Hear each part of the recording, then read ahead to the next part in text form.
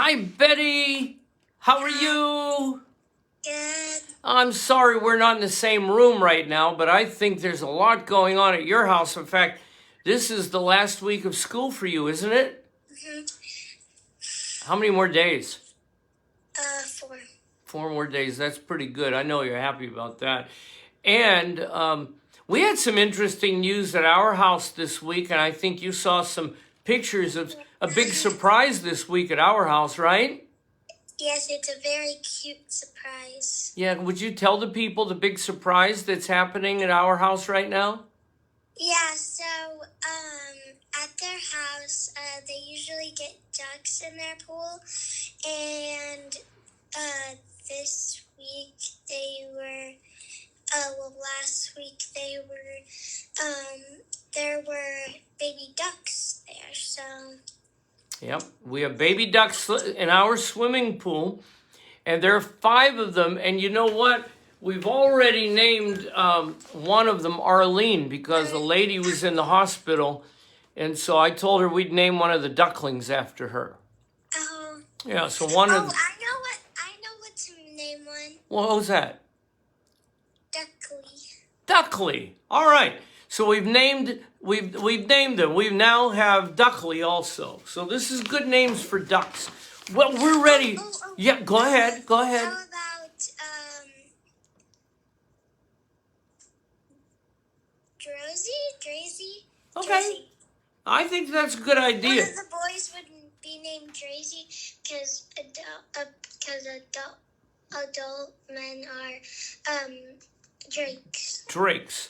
So Tracy. Good name. Well, today we've got some more interesting names for you, Betty, because this is really neat. Because last week we finished our book, and today we're starting a whole brand new book. Is that exciting? And already there are people who want to have a copy of the book that you and I have been working on. Is that fun? But we only have one. True. So it's not actually ready to be printed. It's not a book. Very soon.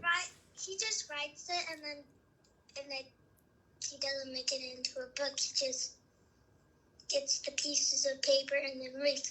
That's right. So we wrote 24 chapters in that particular book. And yes. And so we are now ready for the next book, which, as I told people, is about a whole section of the Bible called the Apocrypha. And today we're starting out with the first book, and it's called Esdras. Can you say Esdras? Esdras. Right. And so here goes. A very, very long time ago, the Jewish people, as we may remember, were captured by some very angry people. This was not the only time that this had happened, nor would it be the last.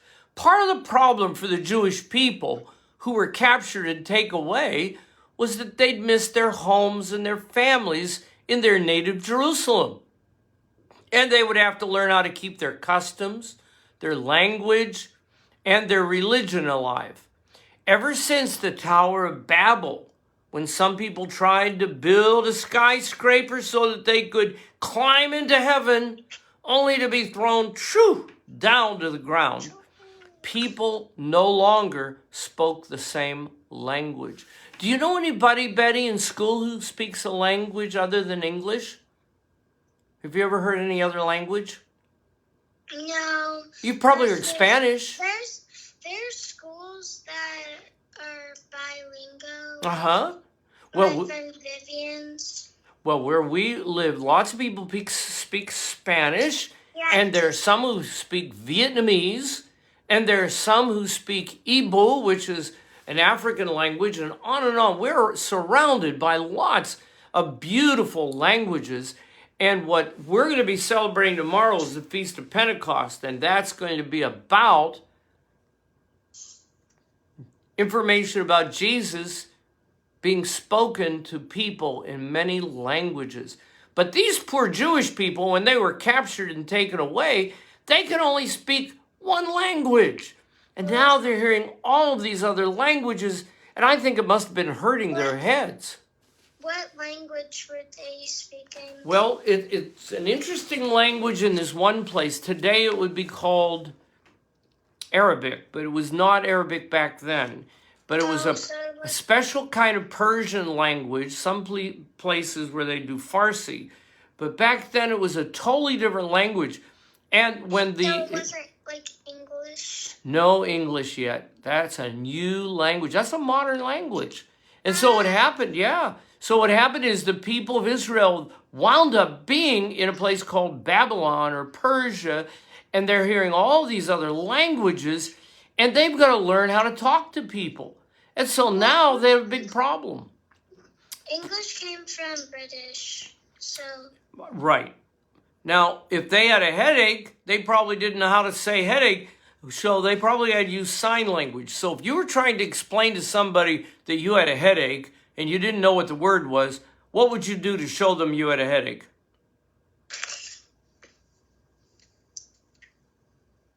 Okay. And if you wanted to ask them a question like, what? What would you do to look like what? That's easy. Okay. That's right. So they had to come up with a lot of sign language until they could learn how to speak the language of the people. So here were the Jews stuck in a place called Babylon.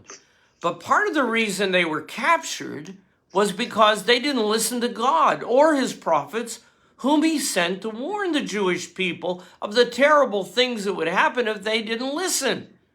So for 70 very long years, the Jewish people in Babylon had to learn to like new food, different clothing, other languages, and some of them even started worshiping strange religions. But 70 years can be very long. Now, let's see how long 70 years is. I will be 75 years old soon, Betty. You know that, right? And so for me, 70 years ago would mean I was just about 5 years old. So that gives you an idea of how long. You would be 4 years old. That's true. If you're not 75 yet. True. I will be 75 in August, so that's a few months. So you're 4 right now, yay! Yay, that's right. And 70 years ago, I would not be allowed. Oh my goodness, you wouldn't be around. But think about how long 70 years can be. And nobody would know me. Nobody would. But the moment you smiled, they'd know. Nobody smiles like Betty. So what happened is here they were in Babylon. They were stuck there, and many of them gave up fighting to worship God. They just gave up trying to worship the God of Abraham, Isaac, and Jacob. Now this is difficult because Moses had told them that God had 10 very important commandments for them. And even if they didn't follow the commandments all the time, they did know that there could be trouble if they broke the commandments. And one of the commandments was that you shouldn't worship idols and pagan gods. Well, some people have very short memories. And sometimes if we hang out with other people, well, we start acting and sounding like those people just so we can fit in. And that's not always good, Betty, going with the crowd. People might talk like other people. That is true. That is true. So, sadly, many of the Jews in Babylon just wanted to fit in, even if it meant worshiping something or someone other than the Lord God of Israel, who had taken them out of Egypt and had given them their very own land, namely Israel. You know what that means? A lot of them forgot all about Moses. Now, once upon a time, when this was going on, before the Jewish people were captured and taken to Babylon, there was a king named Josiah. Can you say that? Josiah. And there's lots of talk about him in the Old Testament. He became the 16th king of Judah when he was only 8 years old. What, Betty? 8 years old. Yeah. And you just turned 9. So pretend for a moment that when you were 8 years old, you became the queen. What do you think? Nice. So I'm still the queen. Yeah. So how would you like to be the queen there when you were 8 years old? Yeah. Well, in fact, he was the king for about 31 years.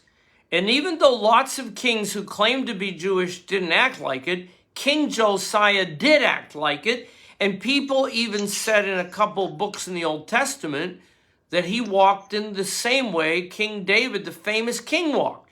That means, it says, that he didn't turn his head to the right or to the left, but he kept looking straight ahead, trying to follow King David. And King David tried to follow God, even though between you and me, and we know this, right, Betty? King David wasn't always all that good at it, was he? Sometimes he fell into some trouble himself. Now, one of the important things that the Jewish people were supposed to do, you may remember, is to celebrate the feast of the Passover. Now, do you remember hearing about how Moses kept trying to get the Jewish people out of Egypt and the Pharaoh wouldn't let them go? Do you remember? Let my people go, he said. And Pharaoh said, no way, Jose, I'm not letting your people go. Well, you may also remember that finally a big wave of death came and every firstborn. What happened is it was really difficult because the blood of the lamb was painted on their door, and that was the indication that they could pass over these houses. I lost you. We're okay. And the Jewish people still celebrated and still to this day celebrate the feast of the Passover every year so that they can remember that God saved their firstborn males. Well, King Josiah really liked that feast day. And so one year he was having a super big barbecue and celebration of the Passover while he was in Jerusalem.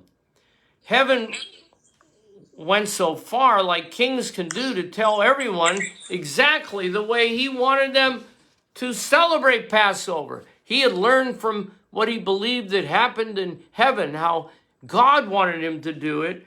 And so he celebrated Passover the best way he could. Well, you know what that's like in your own house when you celebrate some religious day, like Christmas, or mom and dad start telling everybody the right way to decorate, the right way to cook, the right way to celebrate, right? Yeah. Okay. Now, no one could ever remember the Passover being celebrated with this much excitement as the one that King Josiah planned. Everyone was talking about it, and only the people remembered this, that many, many, many years ago, Samuel had big parties on the Passover.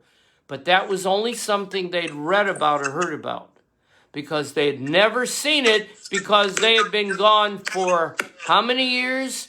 70 years. And people forgot how to do it. But you know, one of the big problems in life is that sometimes when we're having a happy time, not everybody feels the same way. So Pharaoh, was what the Egyptians call their king or their ruler, started to attack some of Josiah's people. Now it makes you wonder if this new Pharaoh was still upset about what happened a long time ago when Moses and the Pharaoh then had a big fight that resulted in Passover. Unfortunately, I'm sorry to have to tell you this, Betty, so hold on to your seat. Unfortunately, Josiah was killed in that battle, and he was buried in Jerusalem. There were a lot of sad and unhappy people in Jerusalem. So, with the death of the king, huh? If it was a battle, Yep. of course he wouldn't survive. I know, when there's a battle, they oftentimes want to kill the king, and they killed the king all right. But now that they had killed the king, guess what? There had to be another king, right? Okay. So, the son of Josiah became the new king. But, get this, he was only king for 3 months. 3 months. Why? Well, it was really kind of weird, I got to tell you. And in no time at all, Pharaoh went to Jerusalem and kicked out King Jokaz, the new king. Jokaz's brothers Joachim was told by the Pharaoh that he'd make him the new king. And he did.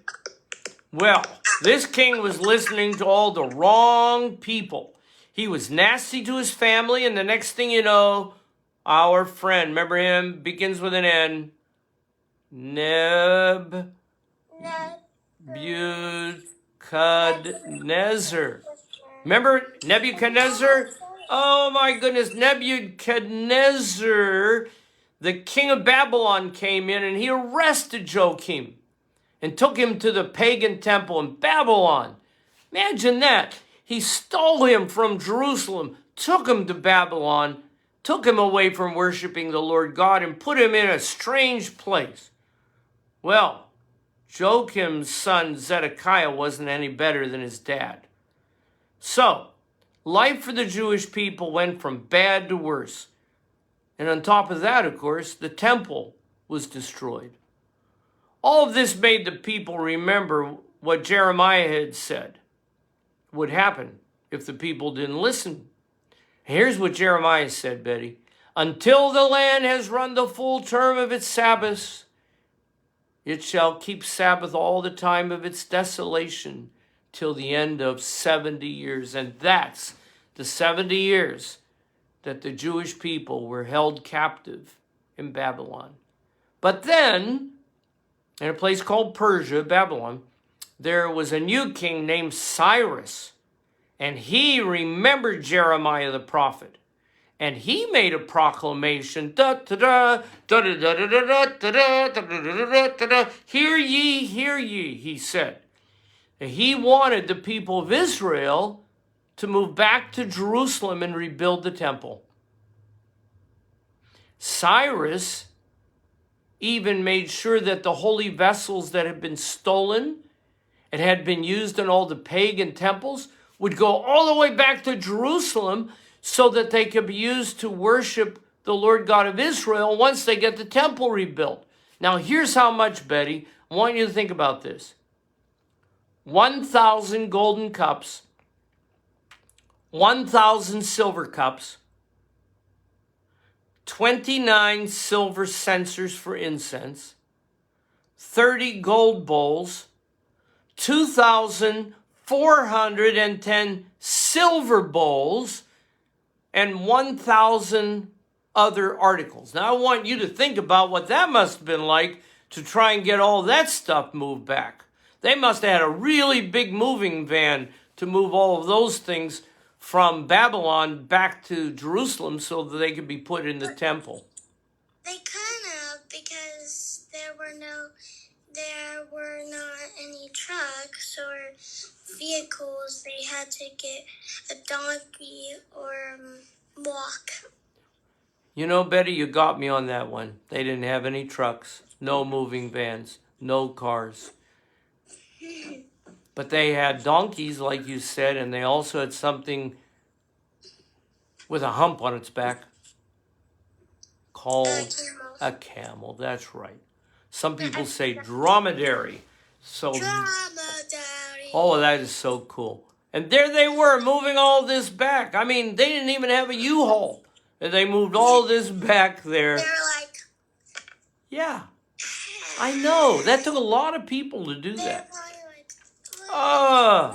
Well, all these things made it back to Jerusalem along with the people of Israel who had not been living there for a long time.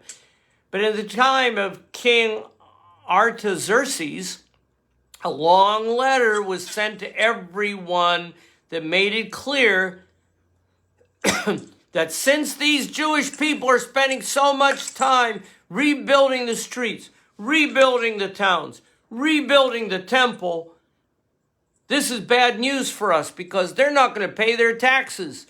they're not going to be giving us money anymore. And oh my goodness, once that letter got around to everyone, a big group of soldiers went to Jerusalem and said, stop. Stop. Do not rebuild that temple and hand over your money to us. We want more money. Money. Like Jerry Maguire, show me the money. So, there was no rebuilding done until later during the second year of King Darius, the king of Persia. The problem, though, is that people who do bad things usually keep on doing bad things.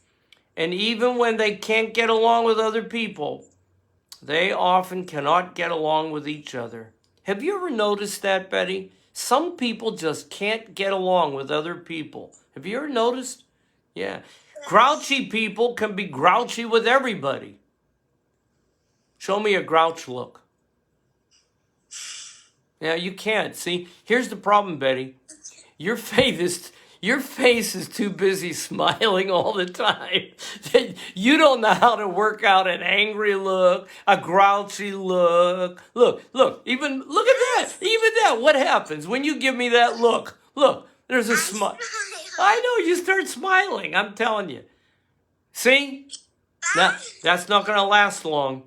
So, grouchy people are just grouchy, and they need to stop being so grouchy. So, we're going to keep on seeing what these people in Persia did, chapter after chapter now. And we're going to try and find out how the children of Israel were finally able to make it back, to rebuild their temple, and then keep talking about somebody who was supposed to come, that was promised, that was going to come from the house of David, who would be born in a place called Bethlehem. And we're going to find out in these books about how the people started getting ready for the Messiah. Who's that? Who was born in Bethlehem? Oh, let me think. Oscar the Grouch. The Grouch. No. Okay, let me think this through. I think his name is Jose. Jose. Oh, yeah. Jose. Oh, wait a minute. Wait, no. No, that's not it. But you're getting close because it begins with a J. What?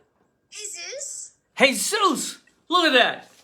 Jesus, or as we like to say, Jesus. Wait, Now I'm going to show you, Betty. Now I want to show you something. I was about to say that. I'm going to teach you a song. I'm going to teach everybody a song today. You ready for it? Jesus and Jesus are spelled the same. Okay. Jesus is a happy name. Jesus is always the same. Jesus is a happy name. You gotta smile when you talk about Jesus. Can you sing it with me? Because Jesus is a happy name. Jesus is always the same. Jesus is a happy name. You gotta smile when you talk about Jesus. Now I'm going to give you one last chance here. Say the name Jesus for me, Betty. Jesus. And when you do it, you smile. And everybody else out there, say his name and it'll put a smile on your face. And God knows we need more smiles. Thanks, Betty. I'm going to go check on those ducklings now and make sure that they're ready for you when you come to play with them. Okay. Okay, bye. Bye.